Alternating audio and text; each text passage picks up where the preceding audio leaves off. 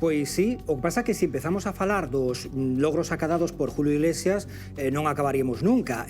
Número de concertos, número de premios, países nos que cantou, idiomas nos que conseguiu tamén triunfar. Como non queremos que isto sexa simplemente unha enumeración de triunfos, para nós o titular é este: Julio Iglesias é o artista latino máis internacional, madrileño de nacemento, pero galego de adopción.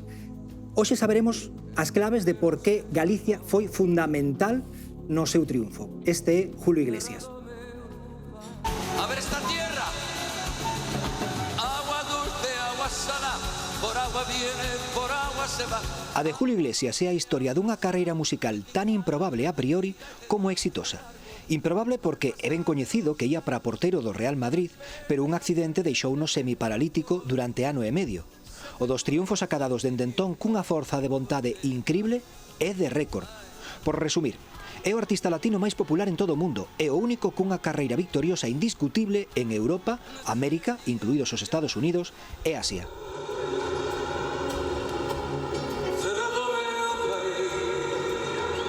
Malia todas as viaxes polo mundo adiante, Julio nunca esqueceu as súas orixes galegas. A pegada do seu pai, o famoso Papuchi, ourensán, fixo que a nosa terra fora unha inspiración para él.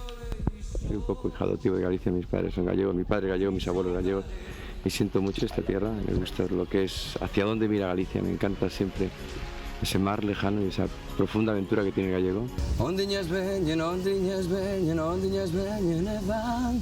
Gañar o Festival de Benidorm en 1968 foi o impulso da súa carreira como cantante. Quedou cuarto en Eurovisión, pero deu o primeiro paso para a globalización da súa traxectoria cando aínda estaba asentando o seu nome en España. Soy número uno, soy un artista que trabajo mucho, tengo una buena disciplina. Dende Miami iniciou a conquista mundial coa súa música. Os que o coñecen destacan a súa capacidade de traballo e se revisamos a súa axenda nos 80 non exaxeran.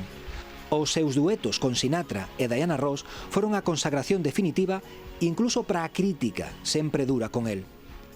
A súa voz non é a máis potente, a súa tesitura é limitada, pero o seu carisma é evidente. As cifras de venda de discos e concertos son a proba de que Julio é un artista internacional dificilmente repetible. E Galicia sempre no seu corazón. Gracias, Galicia.